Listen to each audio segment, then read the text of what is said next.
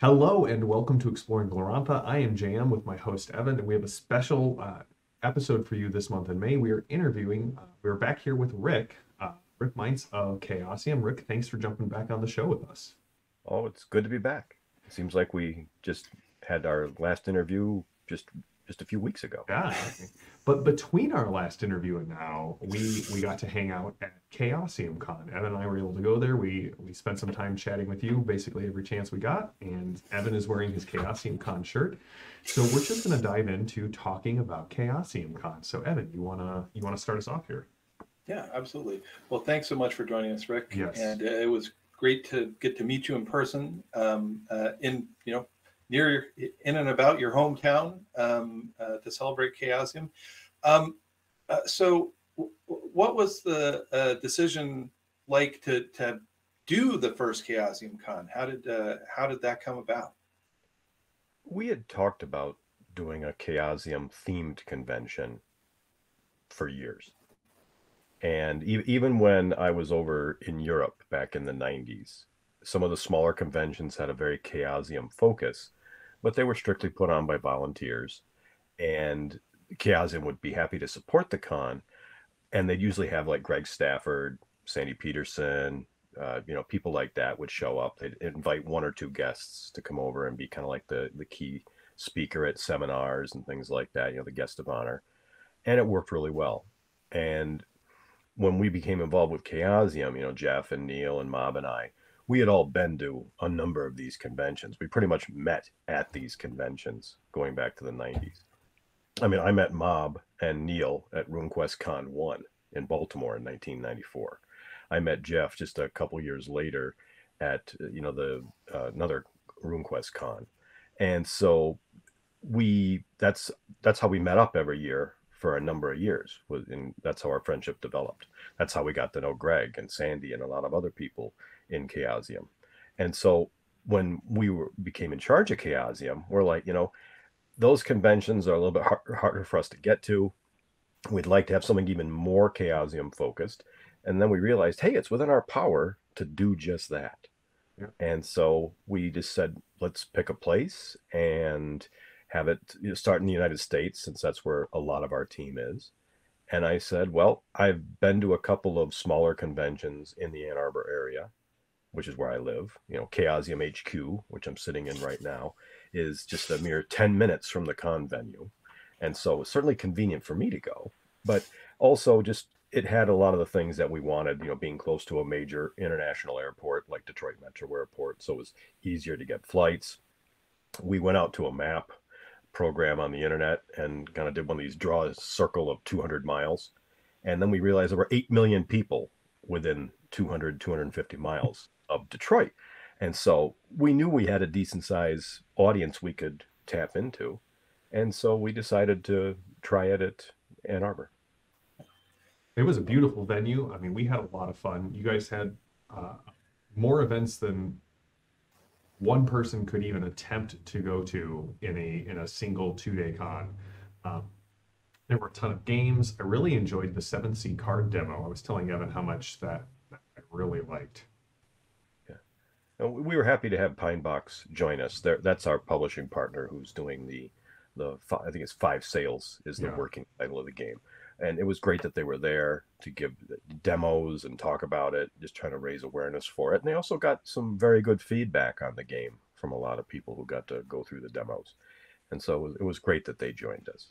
Yeah. And we definitely saw, a mix of people who did, who were in that circle of, 200-mile radius, who had driven out and come, were essentially more local, and then people who came from all over the world. Obviously, the vast majority of Chaosium folks had come from a distance, and you had a tremendous turnout from the company. There was amazing access to kind of meet your heroes, and it was a great opportunity, I think, for everybody involved. Well, on top of that, the seminars were top notch, and I think even though number 6 beat me at nearly everything, I really enjoyed the auction. Like, Gotta let it go. Oh, the auction was a personal favorite of mine as well. Number 6, if you're out there, enjoy. It was wonderful to just watch you work. But yeah, like we went with one of we met some fans of the show. We got to talk with several of them, and one of the best parts was we got to sit with it was Robert, correct, at the at the auction, and his comment was, even though he didn't bring any money for the auction, just sitting there listening to you and Mike talk about why this thing is cool. It was just wonderful. Like, you could see that you guys really clearly cared about this. The people in the room really clearly cared about it. It was wonderful. Oh, I could talk about the auction for an hour, but I'll be happy to just summarize a few of the things that happened with it. Oh, sure. And Mike Mason and I have done auctions in the past together, and we've worked together for the last almost 7 years now, and so we're pretty comfortable around each other. Mike is a natural showman, loves getting up in front of audiences. He's done some, acting before, and all those things just are perfect for an auctioneer. And so what we did is I basically went down into the vaults, and I just started picking out a good random range of the whole Chaosium product catalog going back to the late 70s.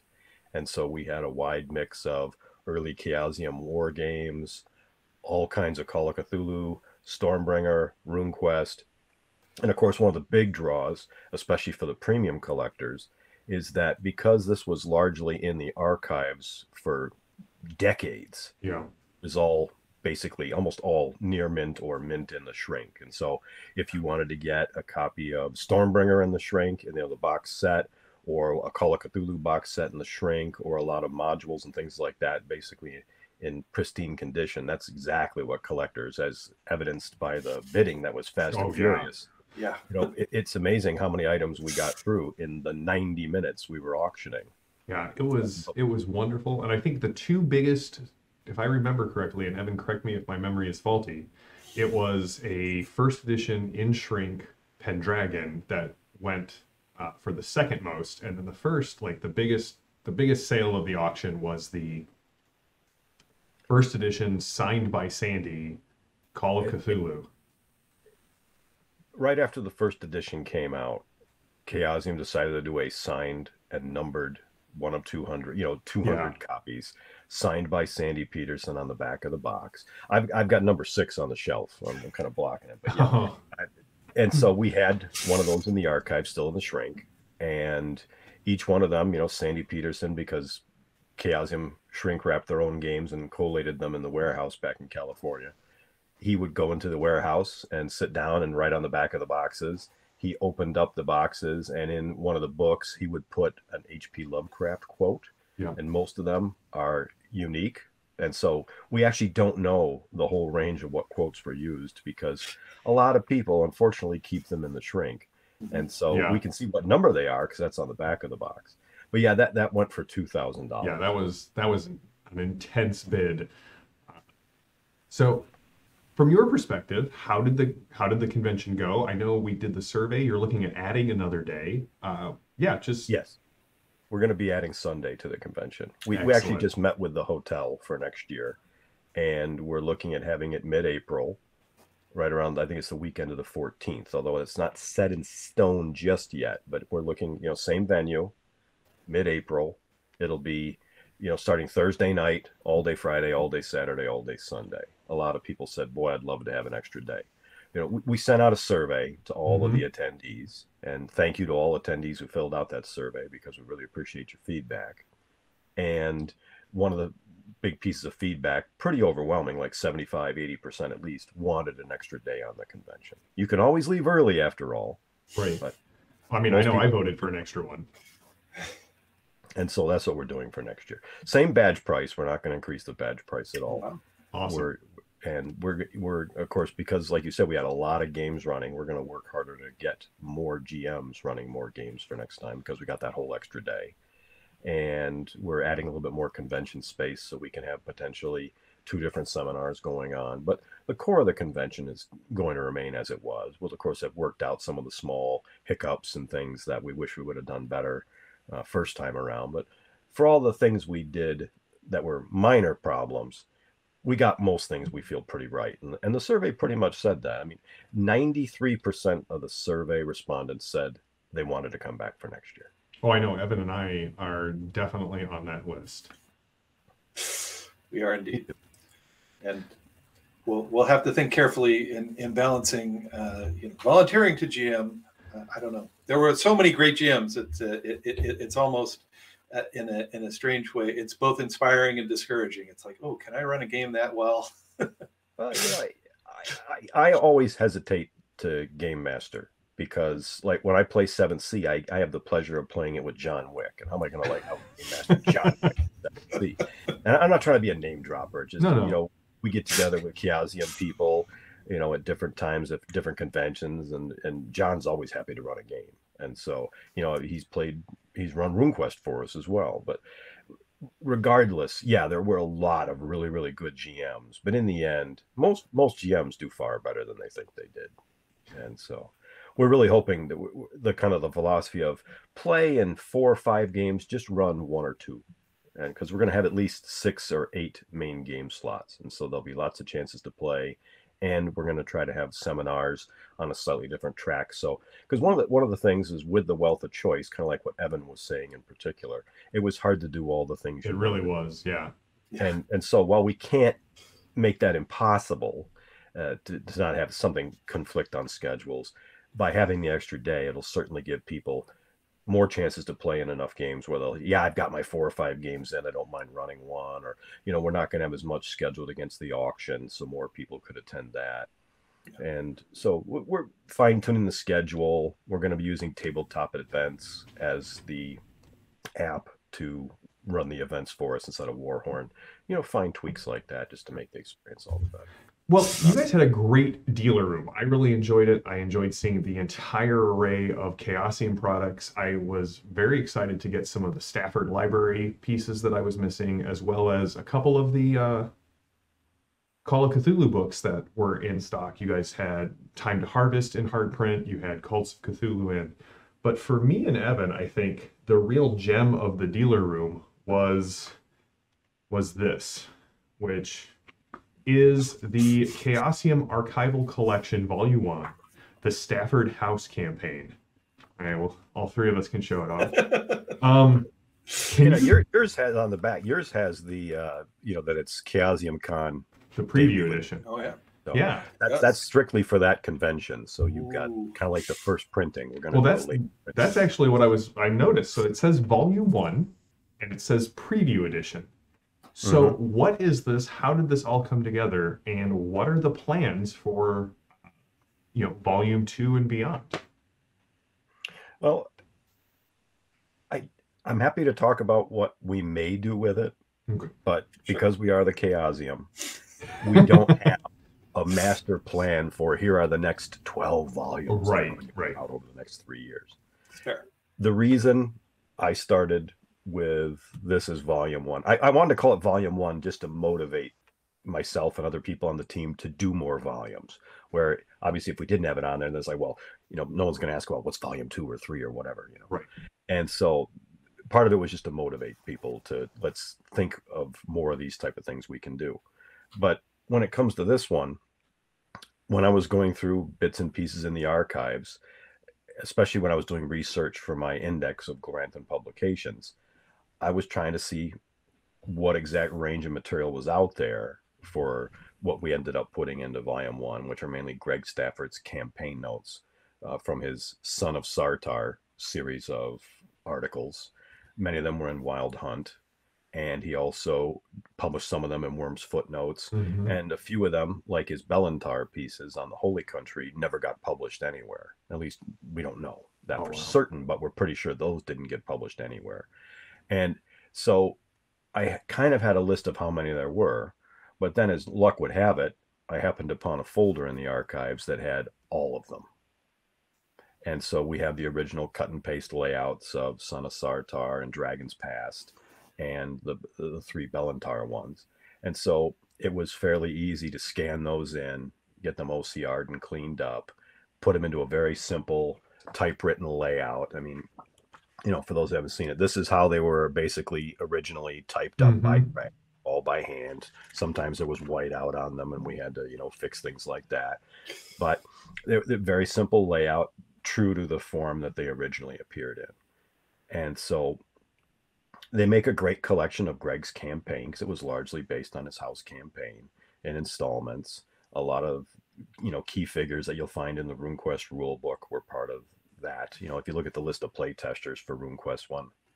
So characters from the house campaign that show up in the rule book and other Chaosium publications are Things part of on the the legacy. Temple of the Wooden Sword and Which was fascinating to read about. And like it was interesting to me to see that even though RuneQuest 1 was out, Greg was getting feedback that he's like, oh, that's way better. We're going to incorporate that into the second edition of the game. Like he was very involved with the people who were actually playing RuneQuest at the time, responding to them, incorporating things, saying, no, that doesn't work the way that is because of this, but I like this part of it. It was a fascinating insight into this 3 years of RuneQuest's development.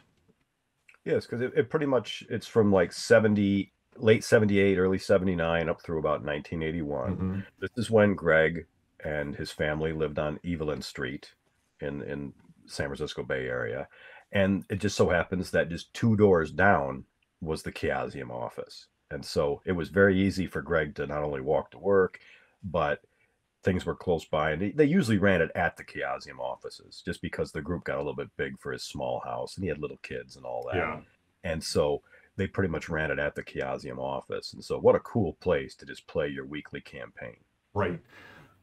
So I do another show that we try to do about monthly called The Grand Campaign, which is sort of, trying to bring back the idea of like generational play, a lot of the things that were pretty foundational to like RuneQuest and the original, edition. My friend Richard does it with me. He ran a multi-generational The One Ring campaign. So we're like, hey, there's a reason to run games like this, kind of push against like the lazy DM, no prep, just kind of wing it the whole time. Well, where instead that this campaign kind of digs in deeper. And the funny thing to me was, so I don't remember where he said it, but John Wick said, if you think you've got a new idea in gaming, Greg Stafford already did it, and he probably explained it better than you. And that is essentially my takeaway from this book. There's a whole section on what his campaign was like, what was important about it, how he planned to run it, and I'm like, well, and even the he talks about, listen, everyone's Glorantha will vary because the players in the world and the GM and the rules are all relational, which is something we talked about 2 months ago about how relational role-playing games are. And I'm like, yeah, we spent a half hour explaining that, and he summed it up in 3 very eloquent sentences back in 1978. Sure. No, he definitely did. One of the other things I love is in the very back of the book, it's got some character summary sheets that Greg often used when he was GM, so that way he had access to their basic stats.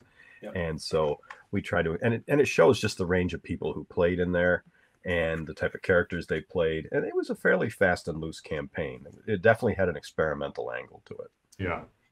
I mean, it was so early in the history of role-playing. I mean, they were still inventing role-playing. Yeah. Essentially. I mean, we're not even a decade in, and most people hadn't played role-playing games for more than a year or 2 or 3, right. If that. Right. Obviously Dungeons and Dragons had been out since 74, but even that was just a few thousand people to start with, right. And it wasn't really until about 77, 78 that there were a range of role-playing games available.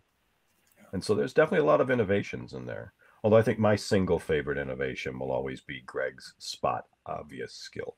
Yeah. Where he, when players just weren't picking up on one main clue or one main thing, he would have the dumbest player in the group roll, because the lower your intelligence, the higher your spot obvious skill was. And so it's like that, hey, that statue's alive, kind of thing. And just to keep the plot moving. And it's just wonderful little innovations like that That that reminds me of there was a game that I played years ago called Tune, and your ability to defy physics was based on how dumb your character was. If you were too dumb to realize how gravity worked, you could run across the empty space. But if your brain went, wait, gravity should be kicking in, I really liked his 6 rules for playing in his Dragon Pass campaign. Some of them are just sort of, here's the group limit. Each person is just, each principal is going to rotate. They're deciding who comes on the adventure. The adventure lasts 1 night. You have to leave your PCs with me.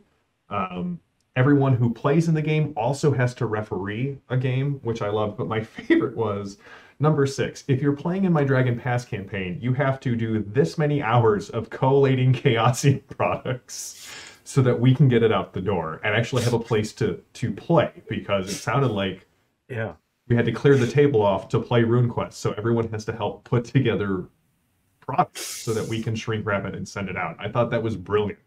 Oh yeah, no. Well, a lot of the people that were staffers at Chaosium, part-time, full-time, etc., they played in the campaign, and that's how they also recruited some additional people when it was crunch time. Because, as I said, back then, Chaosium had its own warehouse, and they would have printers not collate the stuff. They would collate all that in-house, and so all those box sets that people know and love by Chaosium, those were all largely collated in-house, especially the ones from the the early 80s. They were all done, hand by hand with the shrink wrap machine, which was always considered the worst job to have at Chaosium on a hot summer day, working a shrink wrap machine. Man, we had one when I ran a game store, and I have scars from the shrink wrap machine and the heat gun to the heat gun is the worst part of it. Yeah, I still have scars from my time managing that game store, because we would take and use products, and once we made sure they were all there, we would shrink wrap them so we could put them on our used shelf. And I've got a catalog of scars from using that. So as you said, you can't predict exactly where this series may go, but tease us with a little some of the possibilities of things from the archives. Will we see more? Obviously, this is exploring Glorantha. Will we see more, of the development of Glorantha and RuneQuest, or are there other directions that from Greg and the company's development that we'll see coming out maybe sometime eventually? Well, that's the intention, is to have more things like this. Now, with Dragon's Past, it was all in one folder. It was all, like I said, it's all nicely typed up. It's cut and paste. These were not hard to scan in. It was largely just taking typewritten material. Greg had obviously done a lot of preparation and work. So that's how, these are all single-sided, but that's what got distilled down and put into, the volume 1. That was relatively easy to OCR and clean up and all that, because it was all nice and compact. And thank you, Greg, for being organized for once. That's right. That was made our life a lot easier. Yeah. That was at least a critical spot hidden, if not a critical spot obvious. It was definitely some low-hanging fruit. Spot obvious, even I made my roll on that one. But we have a lot of other things that aren't.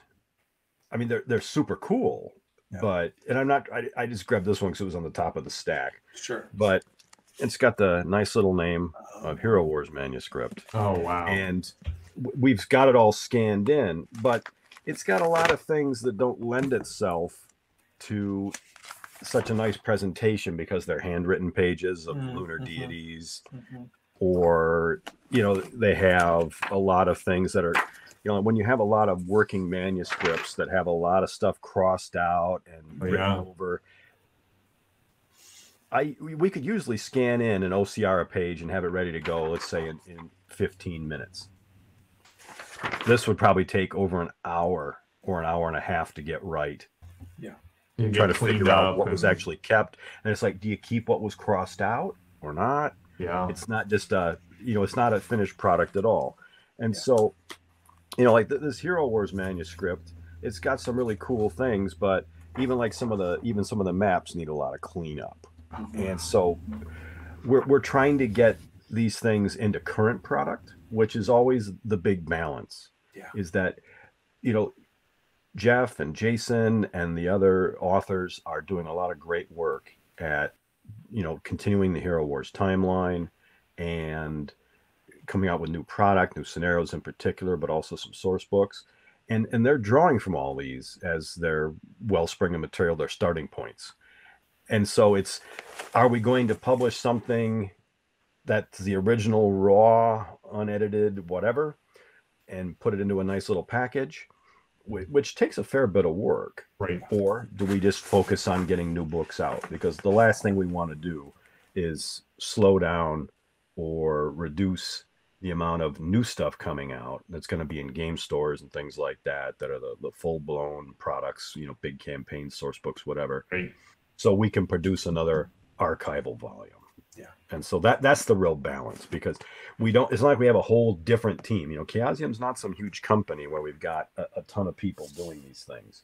And so it's in a little bit of like, on my weekend, sometimes I'll just be like, yeah, I can scan this in, or I already had to scan it in for something else. Maybe I could get it cleaned up. Right. And so, but we certainly don't want Jeff and Jason and other RuneQuest developers getting sidetracked with these kinds of projects. Yeah. That makes sense. Yeah. We can totally understand. It's, for a core of folks who are not only interested in bringing the things to the table now, but in understanding the development and seeing the ideas.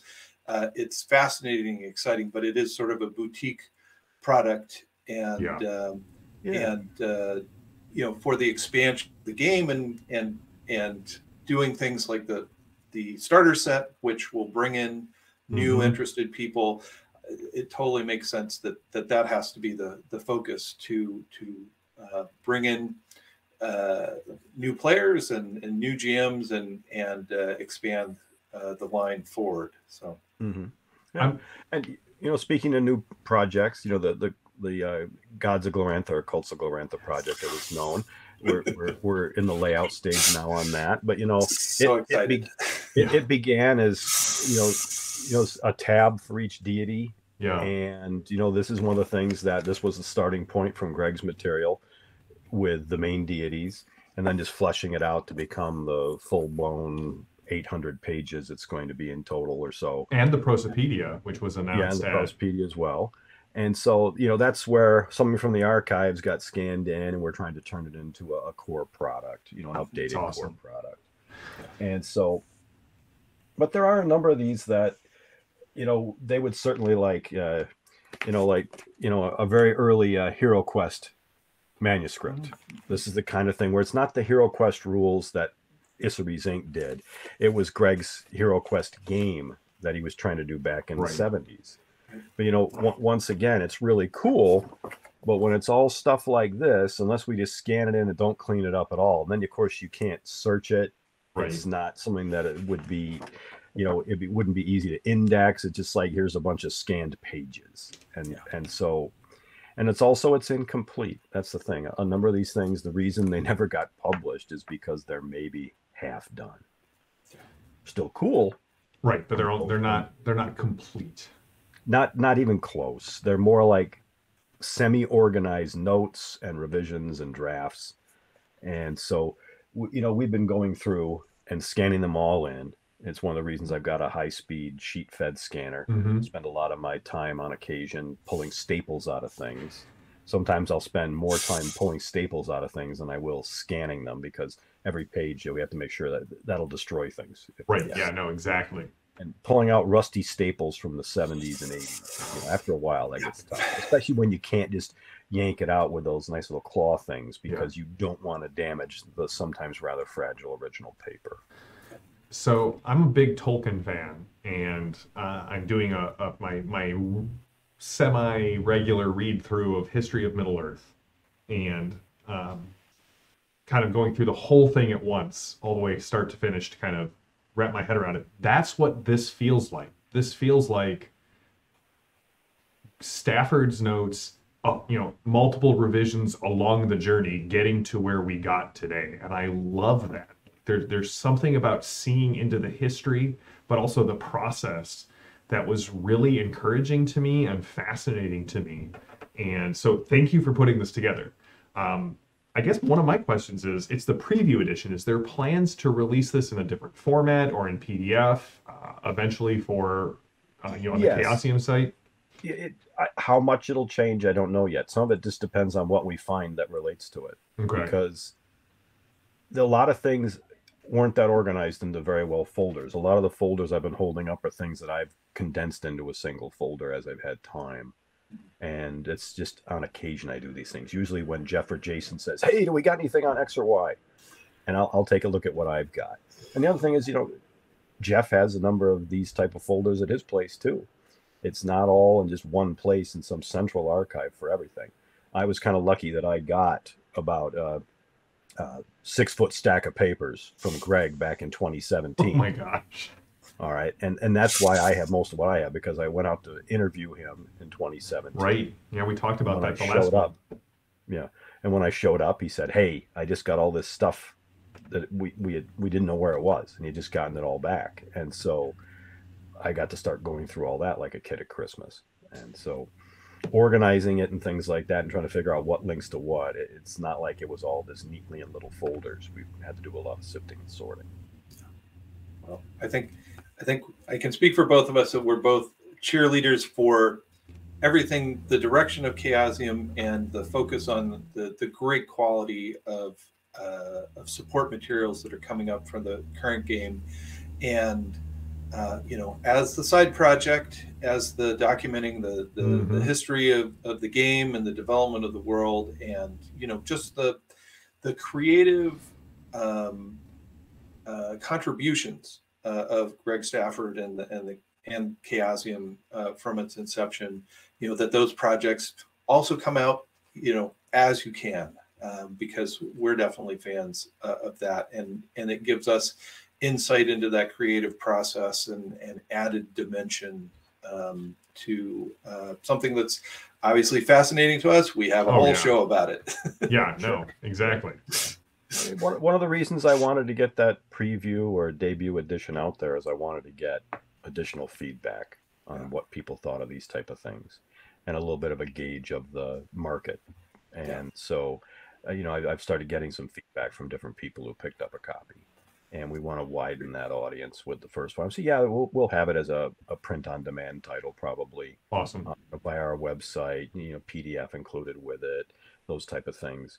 This was just a first launch. We wanted to. I really wanted some special things at Chaosium Con to say, "Hey, you should have been there." 100%. That again, out of everything I snatched at Chaosium Con, this is the one thing I would have wanted to walk away with.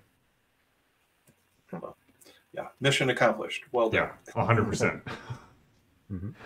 Well, I know we have the Prosopaedia and the Cults of Glorantha book coming out. So can you, for those of our fans who may not have been at Chaosium Con, can you explain a little bit about what the Prosopaedia is and how it's going to relate to the Cults and Gods of Glorantha book? In many respects, the Prosopaedia is a wonderful overview of the deities of Glorantha. It's an easy, quick reference where you may not want to go through a long form of here are all their spells, here's all their, how the cult is structured and everything. You just want a nice elevator pitch, so to speak, for a deity. And that's what the Prosopaedia offers. It really takes a lot of its cues from the RuneQuest 3 Gods of Glorantha box set, where there's a Prosopaedia in there, where it's just a high-level overview of each of the deities. That way, it's quick reference. If somebody says, "Well, what's this Hugh Mocked all about?" This is what you could say. Here's where to start with, and it's definitely player focused, as just an easy way to understand some of the deities that you'll be, part of your campaign. The cults you're most likely to join as part of your campaign. Now, will that be packaged with the Cults of Glorantha? Will all three books kind of be together, or is that going to be like an additional product?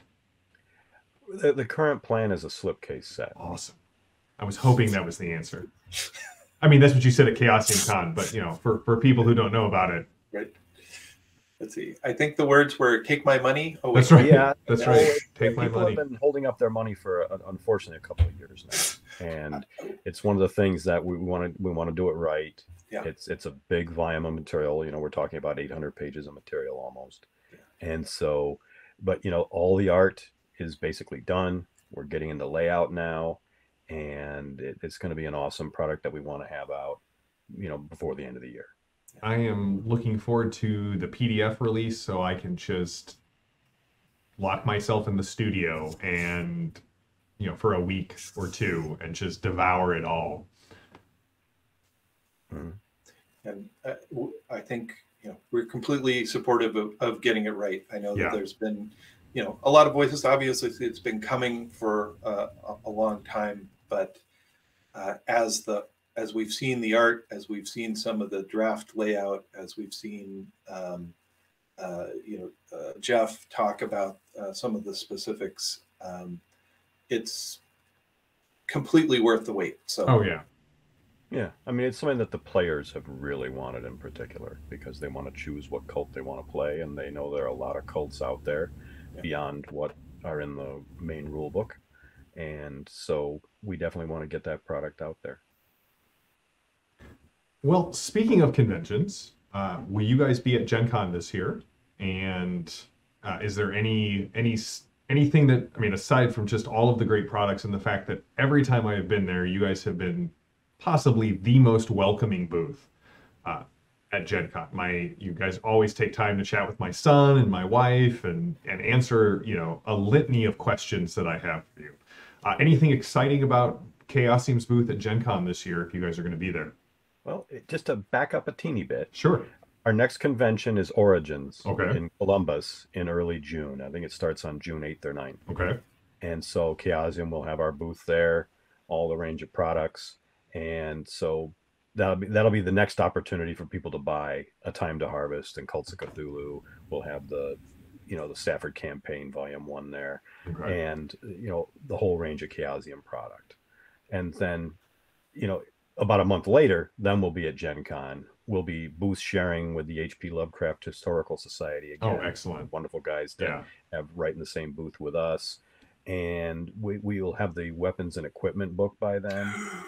And so at least we should, all shipping jokes aside. It hasn't been an easy shipping time right now, but we're gearing up to have Call of Cthulhu Classic getting out to backers later this month.